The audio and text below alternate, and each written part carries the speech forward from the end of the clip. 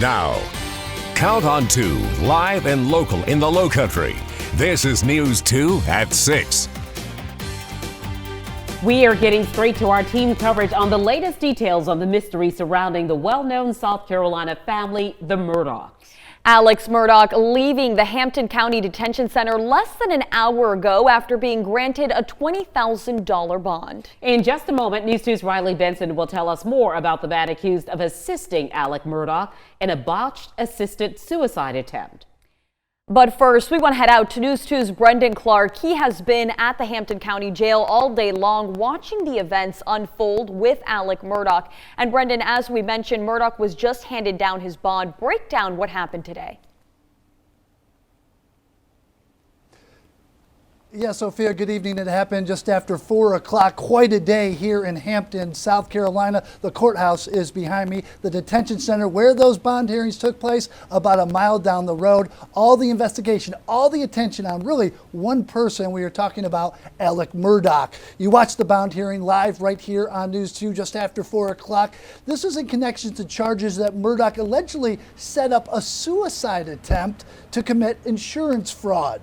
For weeks and months, there's been speculation his family's connection to murders, mysterious death that have taken place really since 2015, over the past 6 years. Now, many of those investigations are continuing, but tonight we are talking specifically about the charges Murdaugh faced and why he was in bond court this afternoon.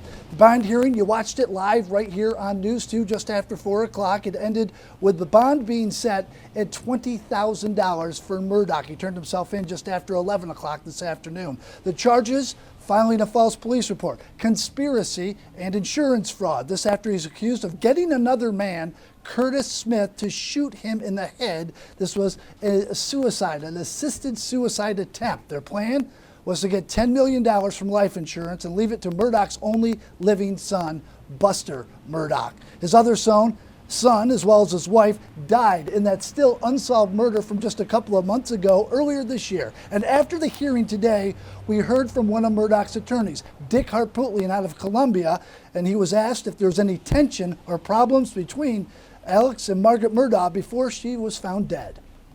And always affectionate, always courteous, always, just a picture of a domestic bliss.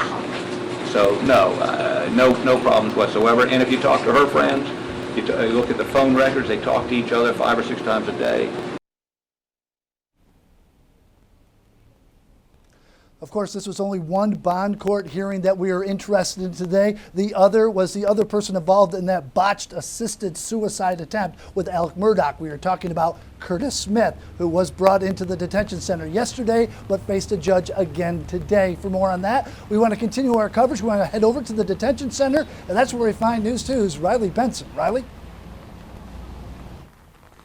Yeah, Brendan, obviously a lot of eyes on Alex Murdaugh and the results from his bond hearing today, but Curtis Edward Smith, 61-year-old, was also involved in the botched suicide attempt on Alex Murdaugh's life. Now, a Hampton County judge set Smith's bond at $55,000 for 5 charges he faces in relation to that botched suicide attempt back on September 4th. Now, like we mentioned, those charges stem from the attempted suicide shooting of Alex Murdaugh. Murdaugh asked Smith, a former client and drug dealer, to shoot him in the head on the side of a rural Hampton County road. Investigators say Smith used a firearm from Murdaugh before disposing of it. Smith faces 5 charges, including pointing and presenting a firearm, insurance misrepresentation, conspiracy, assisting a person in committing suicide, and assault and battery. And we had a chance to hear from Murdaugh's attorney, Dick Harpootlian. We asked him a couple questions on the relationship between Alex Murdaugh and Curtis Smith. Any connection between Curtis Smith and the death of Maggie and Paul? You'll have to ask Slade. Who is Curtis to Alex? Drug dealer. Drug dealer? Yeah. Former client too, right? Long time ago, yeah.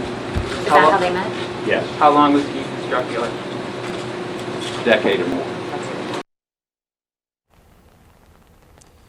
Now, we also know that the two had a connection previously from Alex Murdaugh and his father, Randolph Murdaugh III, representing Smith on at least 2 separate occasions. Now, state law enforcement says that this case is far from over. There could be more charges coming both for Curtis Smith and Alex Murdaugh. That's something that they're going to have to continue to investigate, and of course, we will share more with you as we learn that information. For now, reporting live in Hampton County, Riley Benson, Count on 2.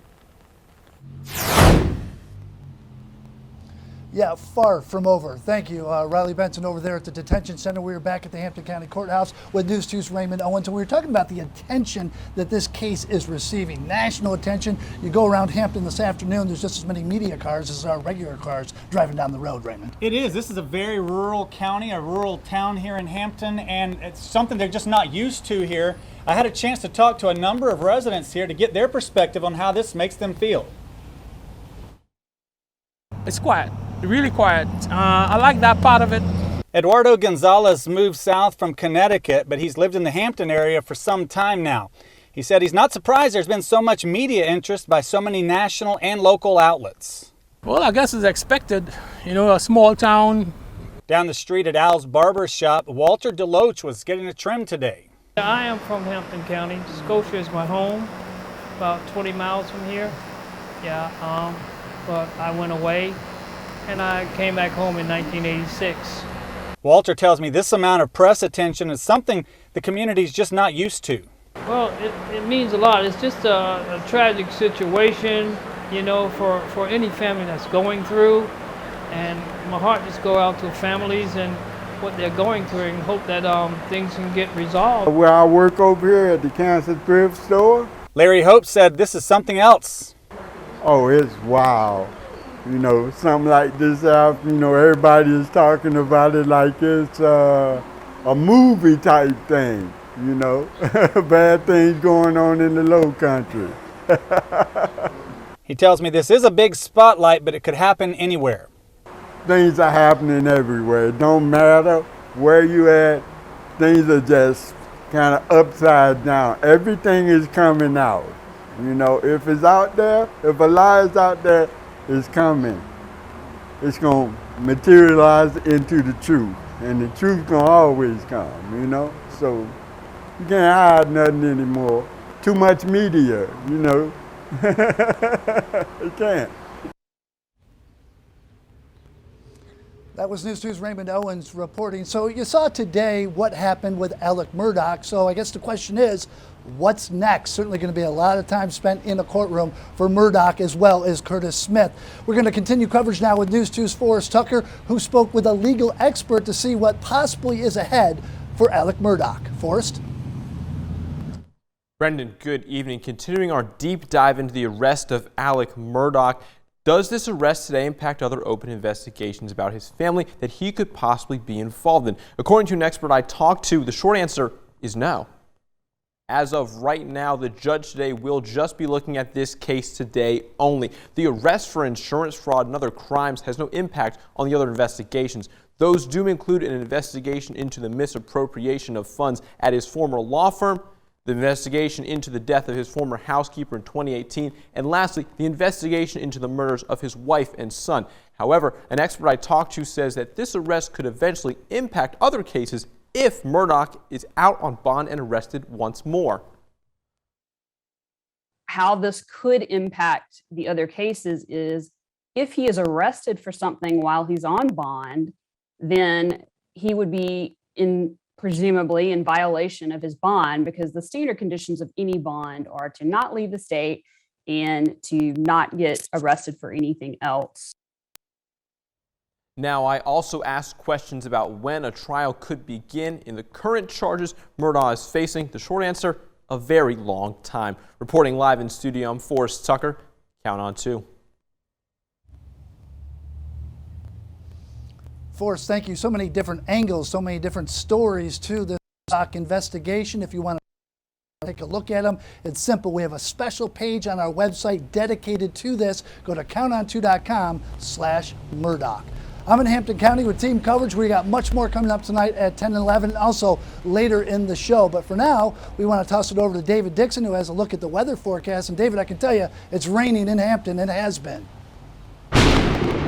It certainly has, and has been coming down quite a bit out towards Hampton County, a bit closer to home here. We saw quite a bit of rain, up 26, even out at the airport. Right here in Mount Pleasant, though, quiet. It's still cloudy and it does look like it could rain any moment, but it hasn't here in Mount Pleasant, even in downtown, and I don't anticipate that we are going to see measurable rain through the evening here in Charleston. As you notice, we are still seeing that widespread rain out towards Berkeley County, even portions of Dorchester County, with a heavier downpour just centered just to the southwest of Somerville. The same downpour that brought over 2 inches of rain out in the National Weather Service office at the airport.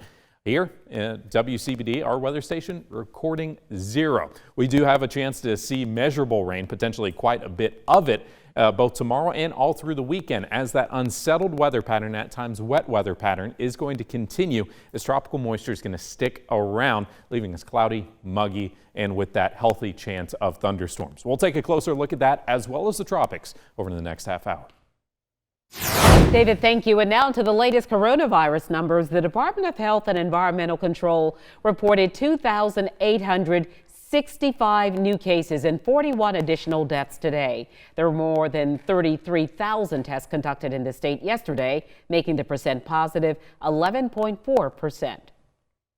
And starting Monday, all Charleston County School District schools will require face masks until at least October 15th. District leaders say this new requirement is to help with the surge of COVID-19 cases they've seen at the beginning of the school year. News 2's Lexi Moore attended the district's board meeting this afternoon on how they plan on implementing this new rule.